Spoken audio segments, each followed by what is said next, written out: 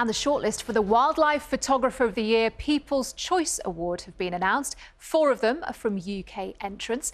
The contest aims to show Earth's wildlife in its full glory, but it also shows some of the threats and challenges that animals face as well.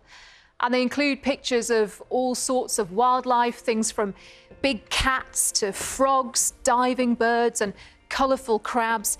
The photos were selected from nearly 60,000 entries by the Natural History Museum in London and by an international judging panel.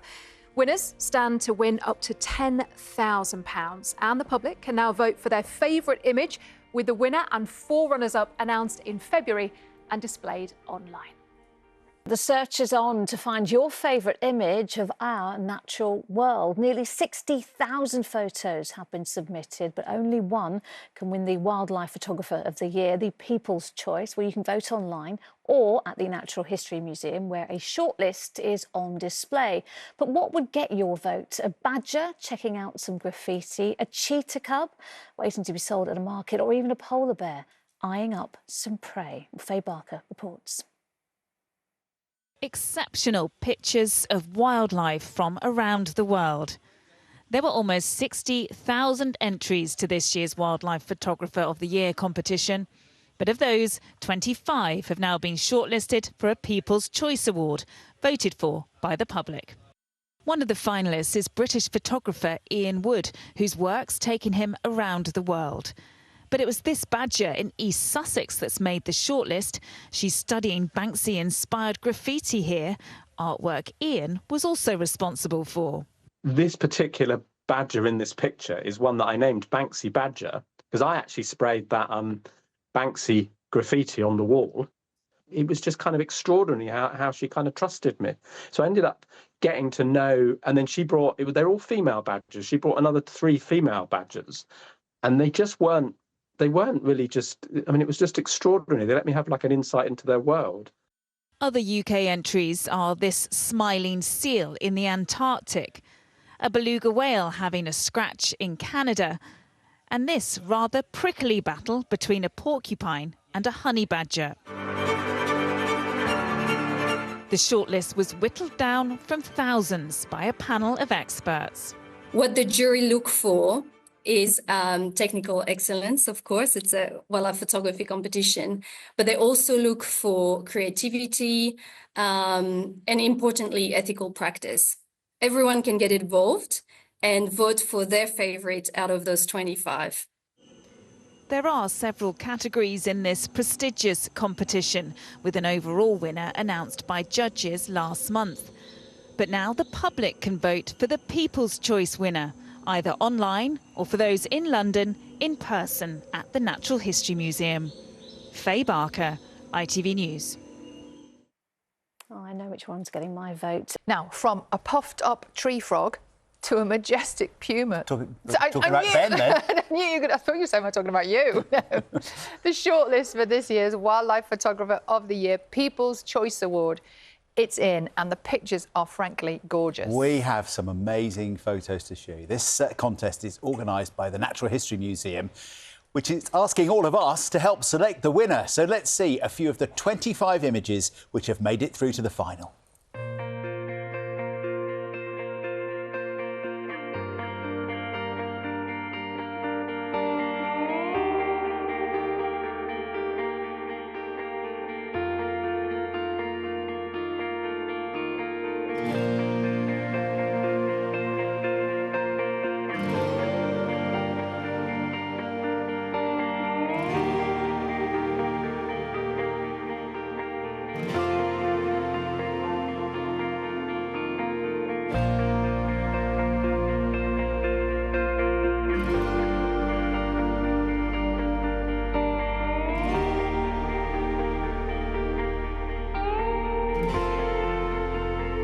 How do you choose? It's really difficult. How do you take them? That's what I want to know. Just have a really good phone. I wish. Yes. 2 of the shortlisted photographers, Sue Flood and Mark Williams, join us now. Morning, both. Morning. Good. Sue, can you just tell us a little bit about your picture?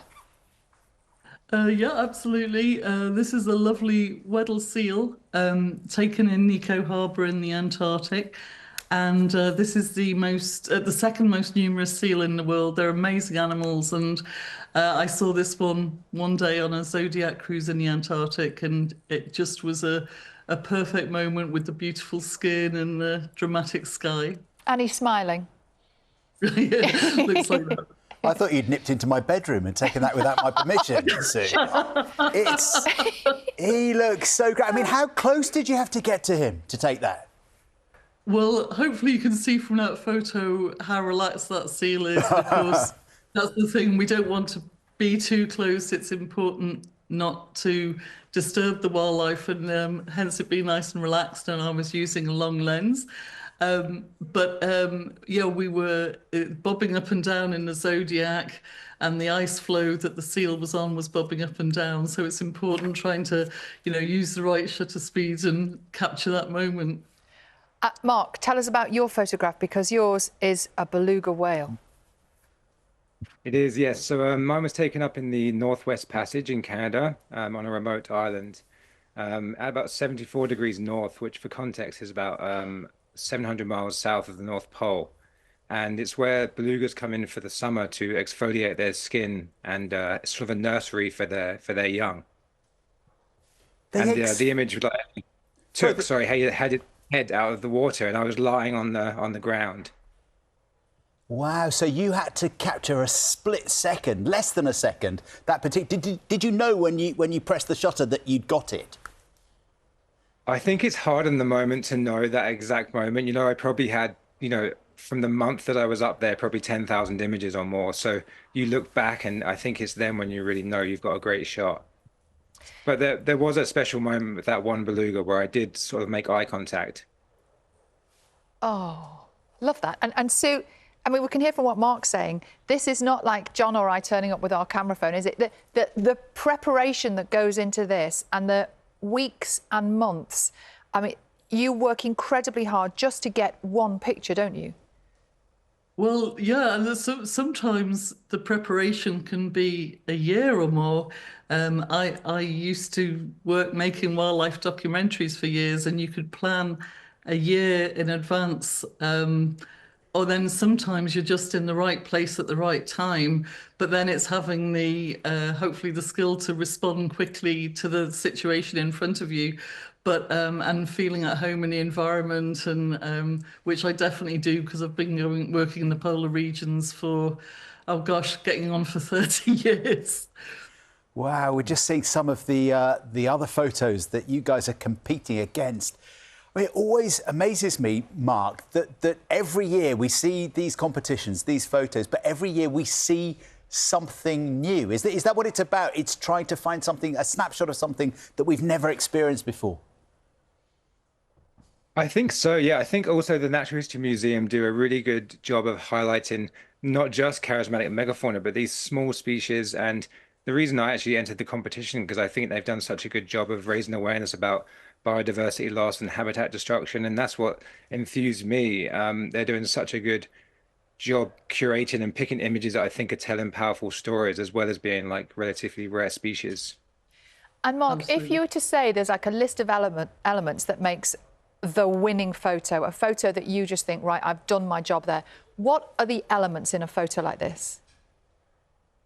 Wow, that's a hard one to put you on the spot. I think, what I think is special about my one, or to me anyway, is, and a lot of photographers do aim for this, is being at an eye level with an animal and having that eye contact, not to sort of anthropomorphize and give animals these human emotions, but when you can see into the eye, you do seem to connect with it.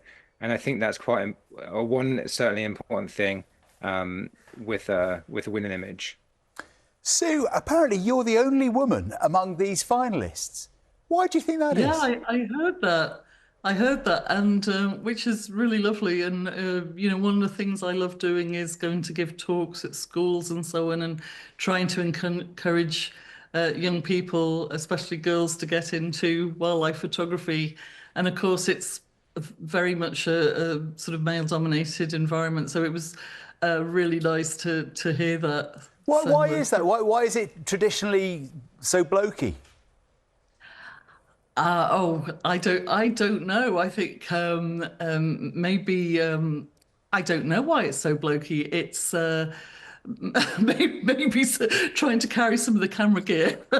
Yeah. No, well, you're changing I that, which is great. And Mark, I was just going to ask that question about the kit. If a person wanted to start, what do you need to go out and buy the biggest, fanciest camera ever? Definitely not. You know, it's you can get caught in that trap so easily, but if you spend more time learning how to use what you do have and learning how to compose an image and just practice and time and finding something unique. Some of the award-winning images in the wildlife photography this year were from young adults, some of them even the below 16 award, and they were shooting with small cameras in their garden during COVID of things like beetles, and they won their categories. So you don't need to be in these fancy lenses or in these remote areas like the Arctic. You can really find interesting, amazing stuff close to home. Mark, Sue, good luck going head-to-head with us this morning. We'll find out who the winner is very soon. But to you and all the other entries, thank you very much indeed for sharing those fantastic pictures. Thank you.